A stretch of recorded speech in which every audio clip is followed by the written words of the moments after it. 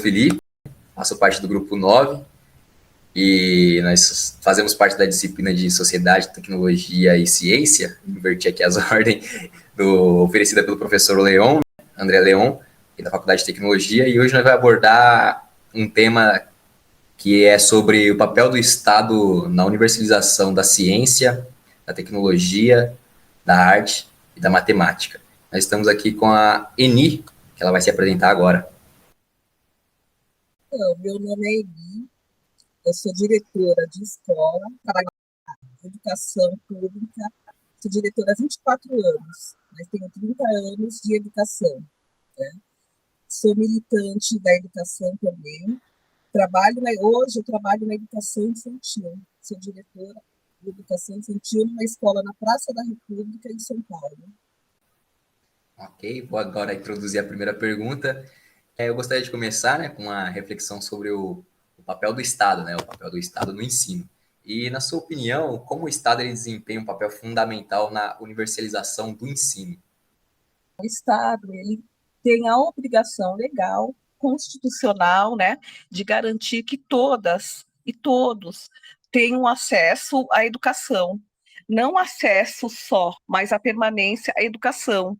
E, através das políticas públicas, ele consegue fazer com que as pessoas e as crianças consigam estudar.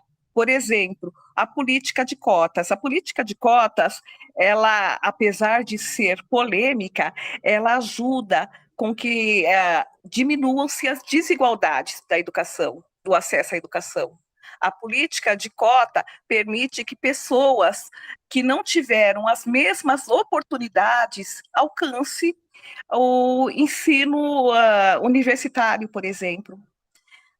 O Bolsa Família, ele permite que famílias que teriam que garantir seu sustento, até com o uso do trabalho infantil, possam fazer com que essas crianças permaneçam na escola, né?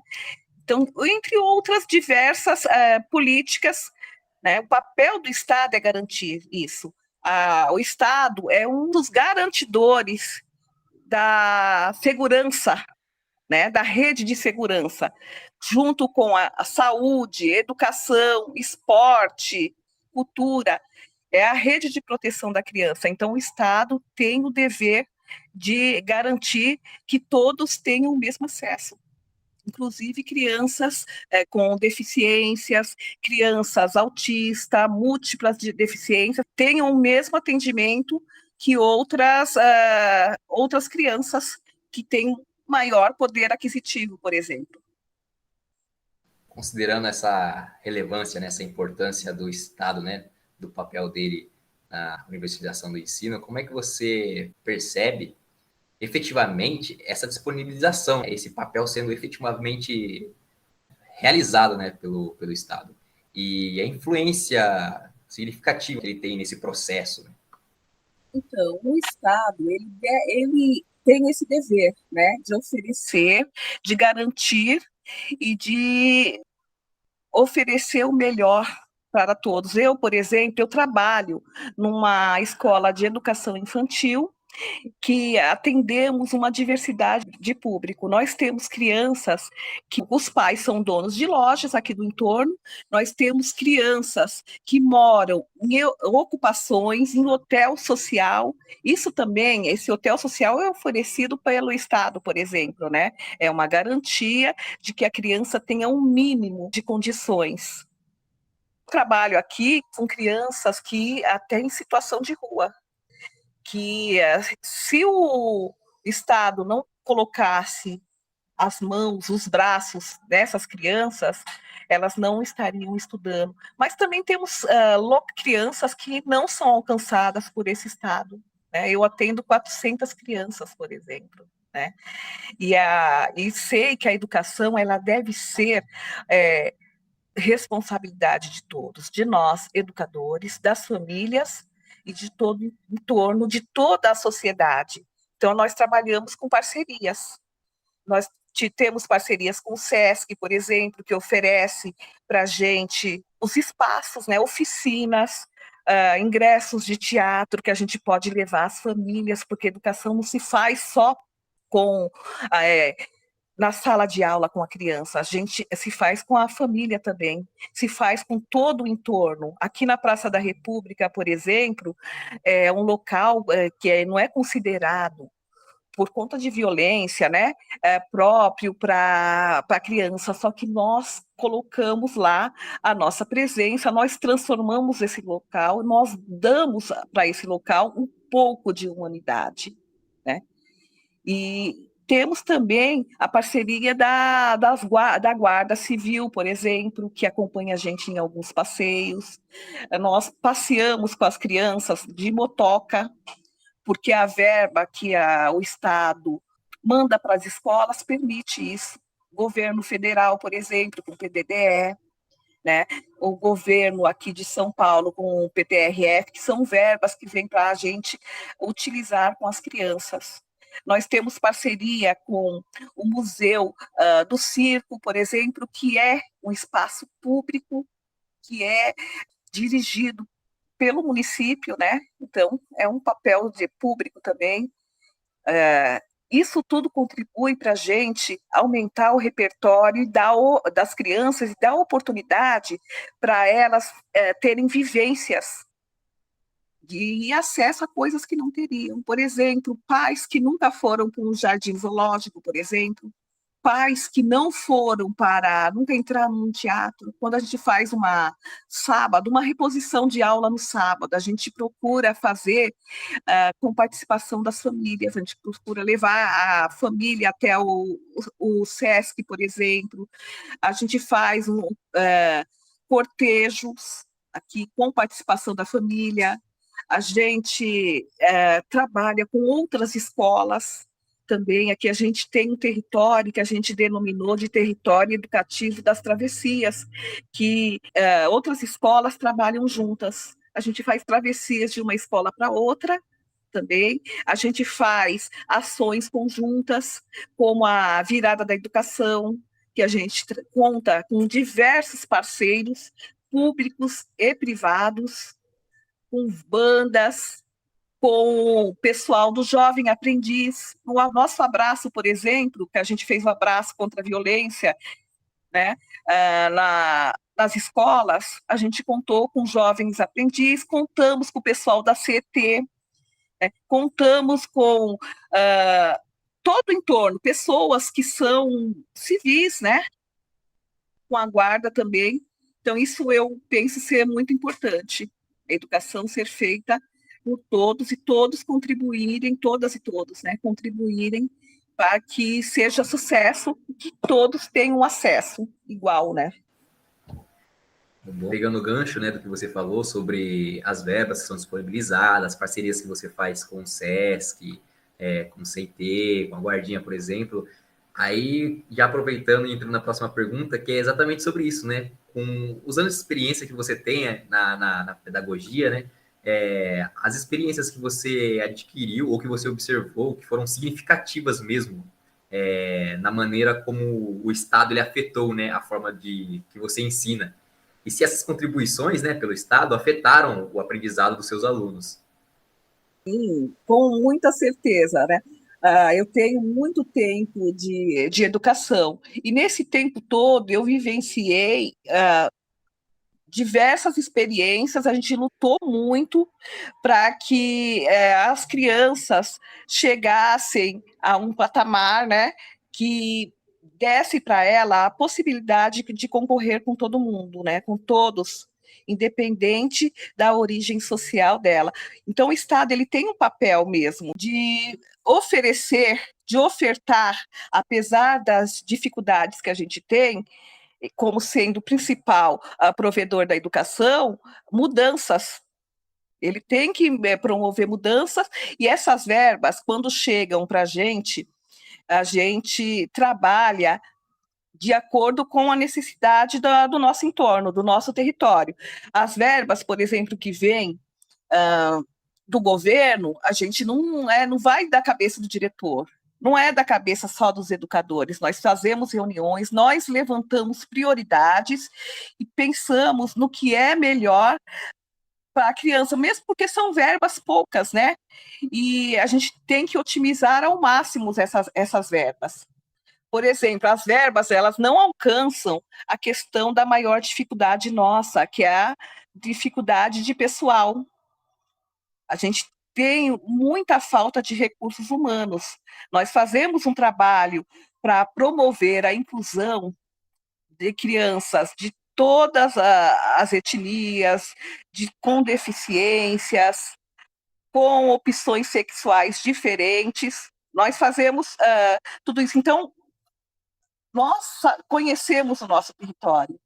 Então, nós fazemos reuniões, nós temos o conselho de escola, nós temos a APM, nós temos o CRECE, que são os conselhos de todas as escolas que discutem o uso dessas verbas. Mas da nossa escola, especificamente, a gente leva para esses locais as nossas maiores dificuldades, mas tudo que é feito na escola ele não é feito da cabeça de um só, é feito pela cabeça de diversas pessoas, inclusive famílias e mesmo pessoas que não fazem parte da escola em si, que não tem filho na escola. Eu digo e repito, né? A educação ela é obrigação de todos, dos funcionários, educadores, das famílias, de toda a sociedade. E o uso dessas verbas da melhor forma possível para alcançar é obrigação nossa. Para alcançar essas crianças e as necessidades dela é obrigação nossa. Você falou, né, como o Estado ele disponibiliza, né, essas verbas aí para você poder alcançar, né, os objetivos que vão influenciar não só a forma como você ensina, mas também a dinâmica ali dentro da sala de aula, né? E aí eu já queria entrar na próxima pergunta, se você identifica alguma influência direta ou indireta nas políticas públicas, nas dinâmicas, né, e atividades das escolas ou da escola em que atua ou que atuou, por exemplo. Eu partindo do federal, né, do federal, do Ministério do MEC, para o município. As diretrizes gerais, elas são dadas pelo federal, né? São discutidas e são feitas com participação da sociedade no geral, das conferências. Agora, por exemplo, aconteceu a conferência municipal, a conferência estadual, e para o final de janeiro, a conferência vai acontecer a Conferência Nacional, vou participar. E nessa conferência a gente vai discutir objetivos para os próximos 10 anos da educação. Né? Vão ser 3 dias com pessoas de todos os estados discutindo a educação. E o que a gente quer da nossa educação? O que a gente quer para os nossos jovens, adultos, né? Porque muitos não conseguiram alcançar a escolaridade no período certo. E muitos nem vão conseguir, né? A gente sabe que a gente vem de uma realidade que a gente fala de universalização da educação para todos, mas ela não alcança todos. Nós sabemos que a gente tem ainda hoje um número de analfabetos, por exemplo, e não analfabetos de tecnológicos, analfabetos que não sabem, não reconhecem as letras, que não conseguem pegar um ônibus, por exemplo, que isso é o mais grave de tudo. Educação, ele é um direito básico, é um direito básico que o governo tem que garantir, o Estado tem que garantir, as políticas públicas têm que vir no sentido de oferecer a essas pessoas que não conseguem chegar a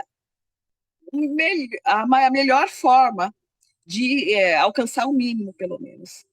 E o mínimo hoje, a pessoa tem que ser autônoma, ela tem que ter a condição de interagir com todo mundo, né? E é essencial a educação para isso, para isso, e também para pensar políticas, porque a política pública ela não é só pensada pelo governo. Nós temos que provocar o governo, falar, oh, nós precisamos disso, nós exigimos isso, né?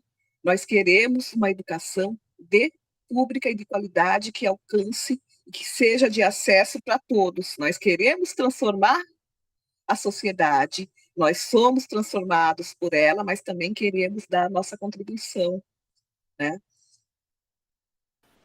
Você disse na sua fala no começo, né, da resposta ali, você falou sobre a conferência, né? Vocês ali alinham um objetivo para os próximos 10 anos. E eu gostaria de trazer isso, né, para o foco da discussão aqui. E queria entender se essa definição de objetivo ela tem realmente uma influência, assim, no qual originam-se novas políticas públicas, originam-se novos planos de ensino, por exemplo, originam-se uma forma diferente de olhar como as pessoas aprendem, como que é oferecido o ensino. O que for decidido nessa conferência, ele vai servir de diretriz para todas as políticas. Nessa conferência não participam só educadores, né? Nós todos somos educadores, independente se somos formados, se trabalhamos ou não com educação, mas participam pessoas de toda a sociedade. E com a avaliação de toda a sociedade, a gente consegue levantar as necessidades, né, no nosso ponto de vista, porque cada um lá vai defender o seu ponto de vista para alcançar um objetivo comum. O que for o maior consenso é o que vai servir, o que for aprovado lá é o que vai servir de diretriz para a educação do Brasil inteiro, né? Então, influencia bastante. E cada um, lógico que o governo, o Estado, ele dá uma diretriz, e cada um tem que pegar e utilizar de acordo com o seu território, de acordo com as suas necessidades, mas tem que ter um mínimo básico para garantir essa universalização, né? Para garantir que todos, independente de classe social, tenham acesso o mínimo exigido para concorrer depois com os outros para o seu desenvolvimento também, porque não é só para prestar vestibular que a gente estuda ou que a gente